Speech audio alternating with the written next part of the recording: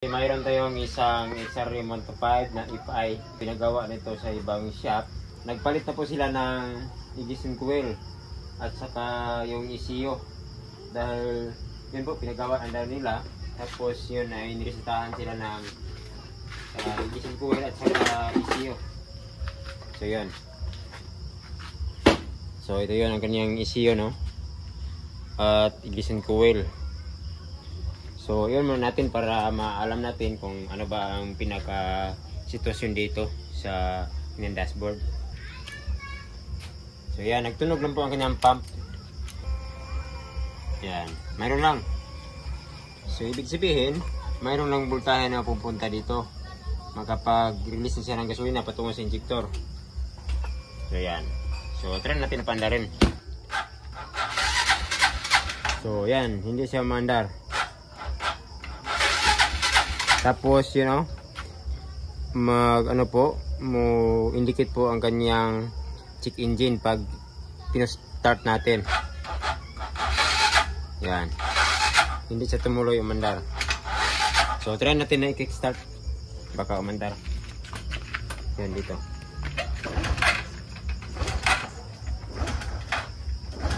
Pag i-kick natin ay hindi po siya nag-ilaw-ilaw itong kanyang check engine. Pero hindi siya andar. So yan dito, tingnan natin na itong kanyang pinaka high tension wire. So yan, nilagyan nila ng hindi pang FI na spark plug cap. So hindi yan pwede. Palitan natin yan. Tingnan natin kung may kuryente ba. Yan, wala siyang kuryente. Lumalabas. So yan, walang kuryente. So baklasin natin itong kanyang cover para maalam natin, matis natin kung ano ang pinaka-problema. So ayan po. Tingnan natin ang kanyang ECU.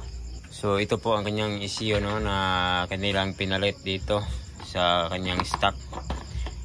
So yan po. So yun po ay orig po siya ang kanilang binili. So ito po yun ang kanyang luma, no. So yan, magkatulad lang sila. Yan, magkatulad lang. So, walang duda po dito ay orig po siya ang kanyang binili. So, yung harness na lang hindi na palitan po mahagrasa. So, dito naman ay since wala po siyang blink dito.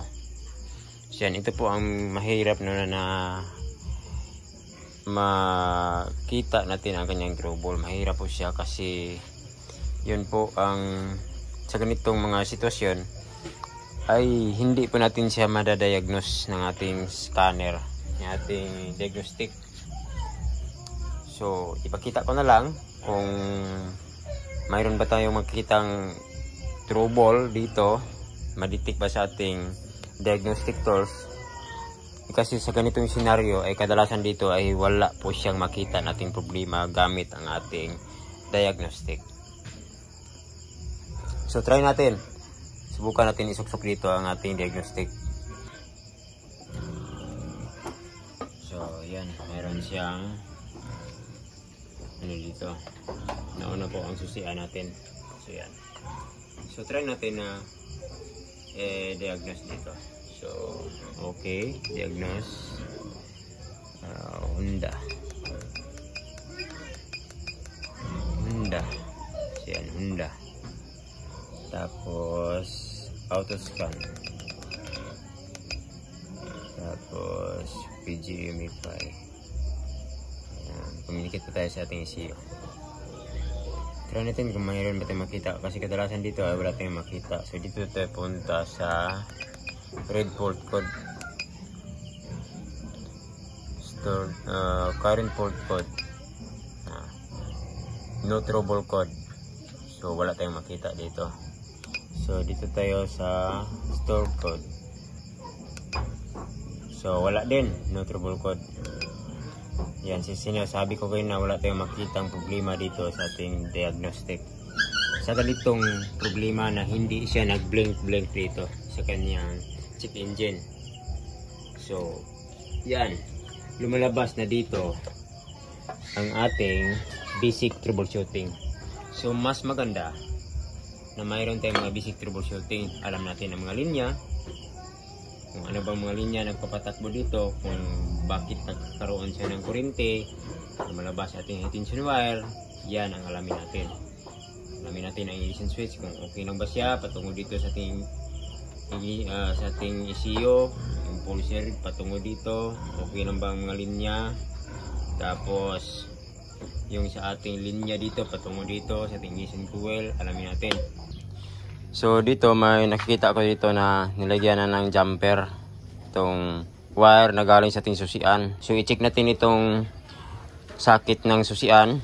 Tapos ito namang ECU, connection ng ECU, i-check natin itong green na mayroong lining na black kasi ito po ang kanyang pinaka ground, no? Itong green na mayroong lining na black, ito namang orange na mayroong lining na blue kasi ito po ang patungo dito sa ating ignition coil. So i-check natin ito kung okay na ba ang kanyang continuity, wala bang putol dito. Then i-check natin yung sinasabi ko na yung blue, black na mayroong lining na blue. So ito, galing ito ng susian. So bali, kung mapapasukan ba ito ng voltahe, kasi sa pag-on ng susian ay dapat na mayroon isang voltahe dito. 12 volts ground ang ating i-check, yung DC supply, at saka itong patungo sa ating linya ng ating ignition coil, at sa ito namang blue na mayroong lining na yellow dito. So ito, kasi ito po ang galing sa ating pulser, ditong connection na to, ditong banda, dito sa bandang gilid. Kasi i-check natin baka yun ang dahilan hindi magkapag-signal ang ating ECU sa ating mga sensor, hindi siya magkapagbato ng voltahe patungo dito sa ating ignition coil kapag mayroong problema sa ating pulser o pulse generator. So i-check muna natin para maalam natin mga kagrasa. So unahin natin dito sa ignition switch. So sa pag-check ng ignition switch natin, ano po, gamit tayo ng test light. So ang test light clip natin, i-clip natin sa negative na battery kasi positive yung ating hanapin dito sa ignition switch. So yan, i-clip lang. Then itusok natin dito sa ating socket ng ating ignition. So tingnan natin kung umilaw ba. Yan, umilaw siya. Itong red na mayroong lining na black, itong pure red naman, kung umilaw ba. Naka-off ang susian na. So umilaw siya. Immediately okay ang connection galing sa fuse. So ito namang isa, dapat i-on natin ang susian kasi pag una susian, yung power na galing dito sa ating black na mayroong lining na red na mayroong lining na black ay pumunta yan dito sa pure black. So check natin, una natin siya pag umilaw ba siya. So tingnan natin. Yan, ang pure black ay hindi siya umilaw. So ito naman i-check natin. Ayan, umilaw siya itong patungo sa ating ECU. Umilaw siya. So yan, ang pure black ay hindi siya umilaw. So maglagay tayo ng wire dito galing sa ating red na mayroong lining black at patungo dito sa black wire. Lagay tayo ng wire, i-direct muna natin.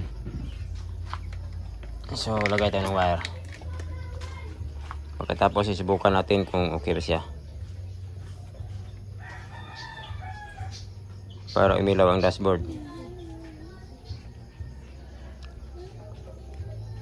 So yan, umilaw na siya. Yan, umilaw siya. Pag itusok natin ang ating wire, dapat ilaw dito. Yan.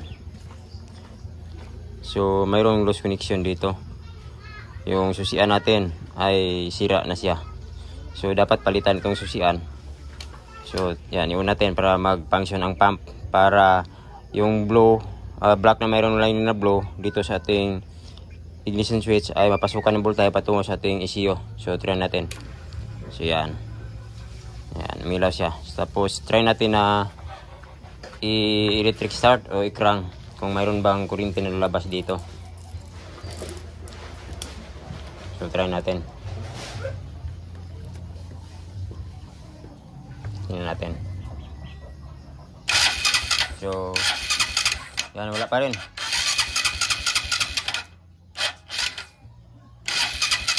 So wala pa rin lalabas na kuryente. So ang next move natin ay tingnan natin dito itong supply patungo sa ating ECU, at saka ito namang isa, yung orange patungo sa ating ignition coil, yung orange na mayroong line na blue. So tingnan natin, dapat naka-on yung ating susian, dapat nakasiga, nakailaw yung neutral light indicator. So tanggalin natin itong ating ECU. Yan.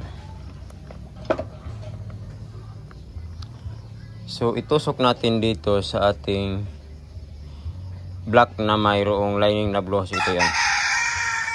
So itong black na mayroong lining na blue, dapat umiilaw siya, itong ating test light. Kapag hindi siya umiilaw, ibig sabihin ay putol galing sa ating ignition switch. Dapat umiilaw siya sa pag-on ng ating susian. So i-on natin ang ating susian kung umiilaw ba siya. Yan, on natin. So yan, umiilaw po siya. Ibig sabihin okay ang connection galing sa ating ignition switch, kasi umiilaw po siya. So ang next natin na i-check ay i-check natin ang ground. So ang ground po dito ay itong green na mayroong lining na black. So i-check natin. So ilipat natin ang ating test light sa positive ng battery. Tapos itusok natin dito sa pangalawang butas dito sa ating socket ng ECU. So ito. So ito po ang green na mayroong lining na black. So yan, itusok natin dito. Kapag umilaw siya, ibig sabihin okay ang connection. So yan, umilaw siya. So ibig sabihin ay okay lang ang ground connection at ang positive connection na galing sa ating susian. So next natin i-check ang ito namang patungo sa ating ignition coil, itong orange na mayroong lining na blue. So gamit tayo ang tester dito. So tusok natin ito kasi yung tester natin hindi siya mapasok dito, ang pinaka dulo nito, yung test probe natin. So ito po ang orange na mayroong lining na blue, patungo yan sa ating ignition coil. So ito po ang nagbibigay ng signal galing sa ating ECU patungo dito sa ating ignition coil. So i-check natin, iset natin ang tester sa continuity. So yan.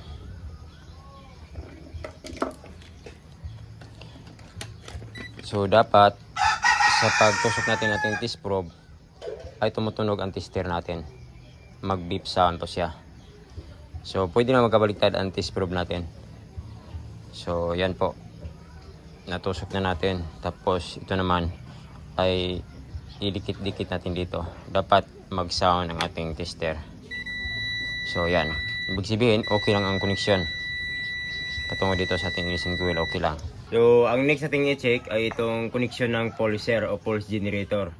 So ang connection ng pulser o pulse generator dito sa ating pinakasakit na ating ECU, kung gano'n ang kanyang pasada.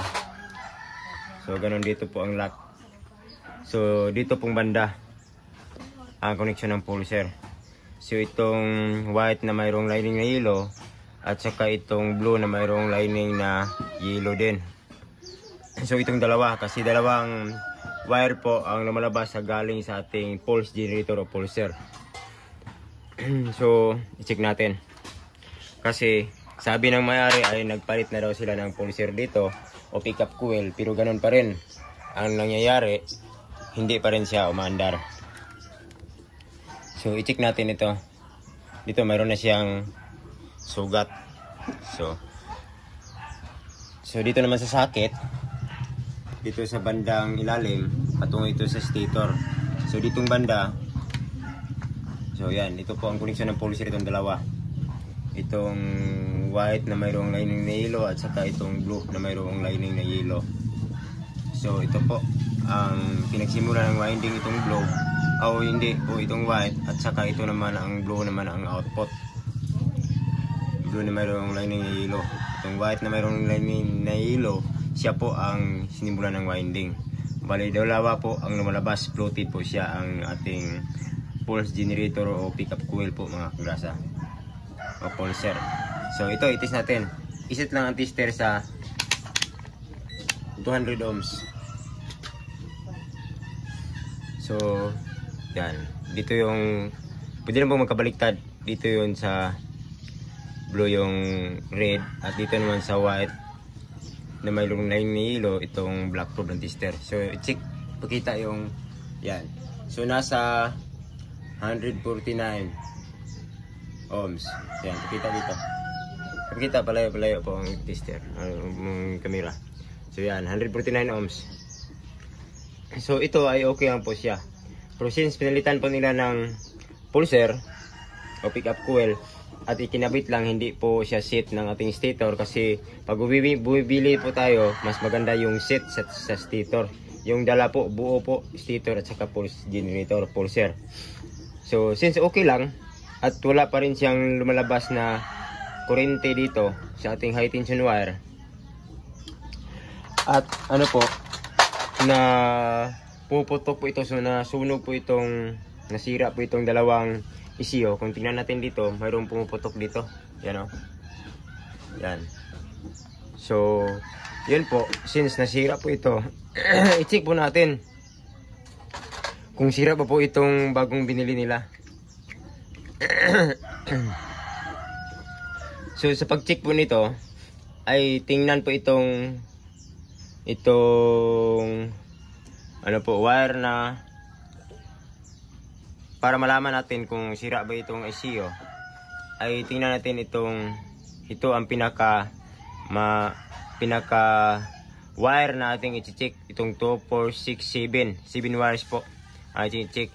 Itong dalawang sa pulser, yung white na mayroong lining na yellow, ito namang blue na mayroong lining na yellow, at saka itong black na mayroong lining na blue. Ito namang tatlo, itong ground. Ito naman ang black na mayroong lining na blue. Ito po ang galing sa ating ignition switch dito. Ignition switch. Yung accessories wire po. So ito namang green na mayroong lining na black, at saka itong dalawang pure green, ito naman po ang ground.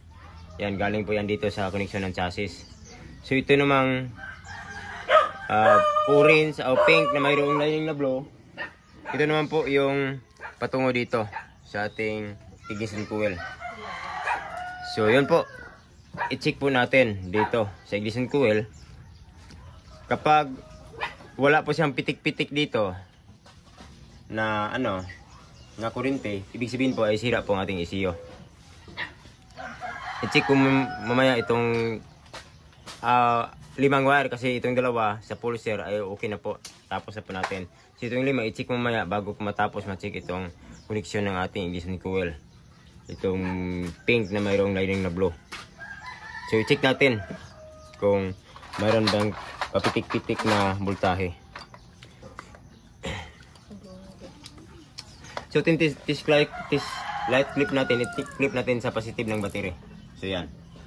Tapos dito tanggalin natin dito sa ignition coil. So dito sa test light, itusok natin dito. Nakauna po ang susian. So habang ipo-start po natin ang ating starter button switch, ay kailangan na mayroon siyang pitik-pitik na ilaw dito. Ibig sabihin, pag walang bumiblink-blink na ilaw dito habang pinupo-start po natin, ibig sabihin po niyan ay sira na po ang ating ECU. Hindi na po siya nagbibigay ng output na voltahe patungo sa ating ignition coil. So tingnan natin para ma-check po natin ang ating ECU kung okay pa ba, nagbibigay po siya, bumabato po siya ng voltahe patungo dito sa ating ignition coil. So tingnan natin, try natin ay push button switch. So focus dito, focus. Sige, focus dito ang camera, tapos try natin ay push start. Kailangan na mayroong papitik-pitik na ilaw dito. So yan.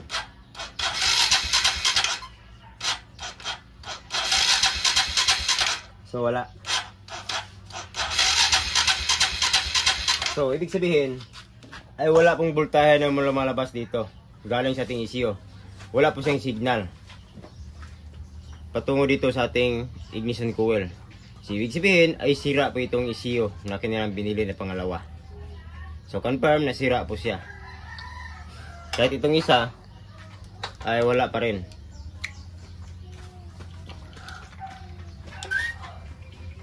Yan, magtunog lang ang pump. Pero dito hindi siya mababato ng voltahe.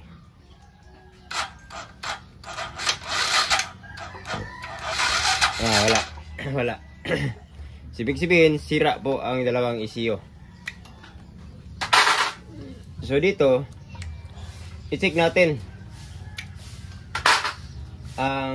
Kasi tapos na po itong dalawa sa connection ng pulser. So i-check natin itong accessories wire. Ito namang ground, itong tatlong ground. So i-check natin kung mayroon ba po siyang voltahe. So dito, unahin natin itong accessories wire, itong black na mayroong lining na blue.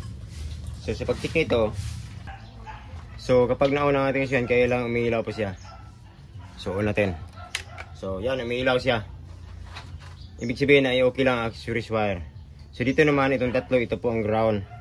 Itong green na mayroong lining na black, at saka itong pure green, itong dalawa. So yan, kailangan na umiilaw siya. So ilipat natin sa positive kasi ground po ating hinahanap. So ilipat natin, kailangan pong umiilaw siya. Tusok natin. Yan, itong green na mayroong line na black, ilaw siya. So ito naman pure green, lang ilaw siya. So dito. Yan. So yan. So okay lang po ang connection. So confirm natin na sira po ang ating ECU. So dito, kasi pumuputok ang dalawang ECU, magpalit po tayo ng ignition coil dito. Kasi yun po, hindi tulad ng stock ang kanilang binibili. Palit tayo ng pulse generator, pulser, ignition coil, ECU, at saka itong susian. Kasi dito dinadirect po natin sa ating wire ng ating switch wire patungo dito sa ating socket ng ating ECU. So yan po, at palit tayo ng pulser kasi hindi na po siya stock. So ito po, palit po tayo ng cap dito. Kasi dito, ang kanyang ignition coil ay mayroong fluctuation. Mag-fluctuate po ang kanyang voltahe dito kasi hindi po siya match dito sa hindi kagaya ng original. Mag-fluctuate po siya. So yun po ang dahilan kung bakit masisira ang ating ECU. At i-check rin natin ang ating voltage regulator rectifier kung okay pa ba po ang bato niyang voltahe patungo sa ating charging. Kung hindi ba siya malakas po mga kagrasa. So i-check po natin kung okay pa po siya. Mamaya na kapag umaandar na po siya.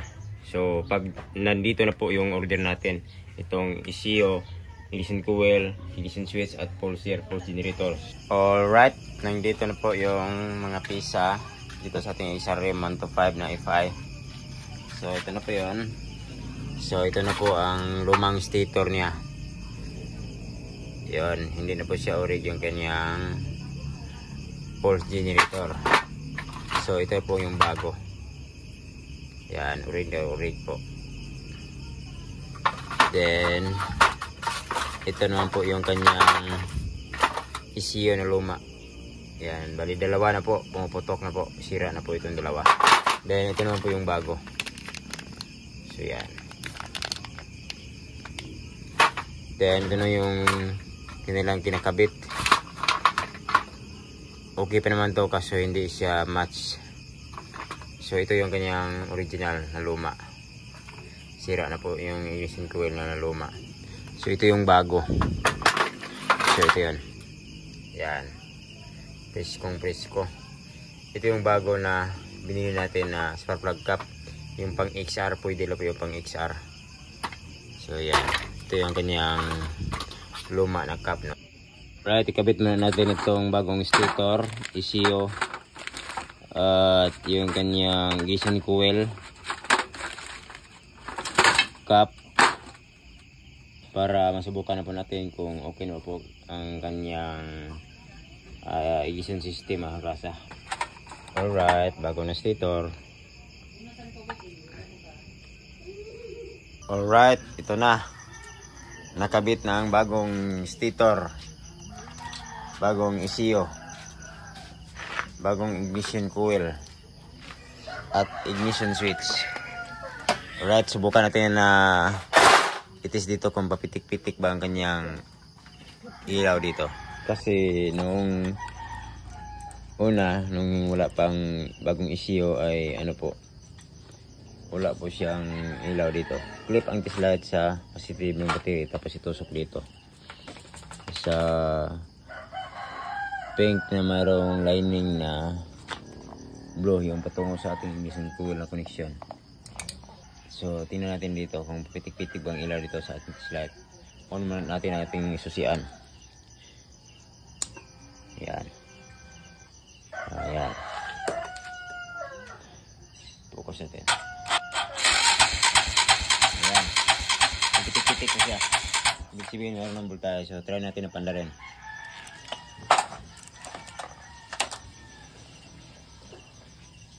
Ito lang ang dahilan kung bakit nasisira ang dalawang ECU. Kasi mag-fluctuate po ang kanyang power dito.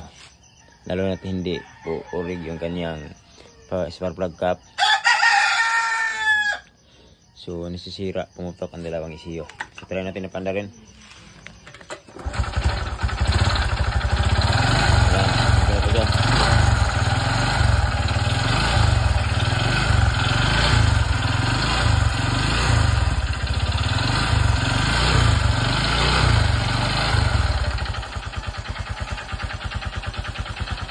So, ito natin ang voltahe ng battery kung hindi ba siya lagpas ng 14 volts o 15. Kasi pag tumaas po ang kanyang voltahe sa kanyang charging system, ay palit tayo ng voltage regulator. So, isit natin ang tester sa 20 volts DC.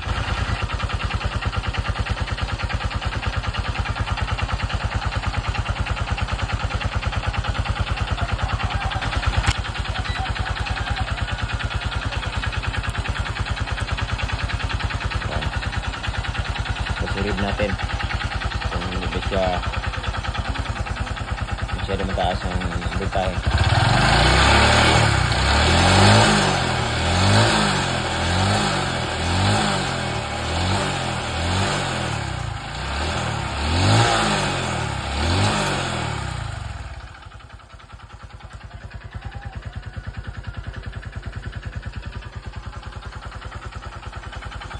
So yun ang kanyang battery ay ano po, lumang-luma na po. Mapalit tayo ng battery kasi sinacharge ko po siya kanina. Sinacharge po siya kanina. So ngayon po bubagsak po siya. Ay ano po yung kanyang battery. Dapat na pong palitan. So okay lang po, hindi lang po siya nag-overcharge. Kasi pag nag-overcharge ay lumulubo po ang battery. So ibig sabihin ay okay lang po ang kanyang voltage regulator rectifier. So thanks for watching. Sana mayroon kayo natutunan sa ating ginagawang video. Yun lang po ang ating pagsagawa kung paano natin napaandar isang FI na motor. So marami pong sira.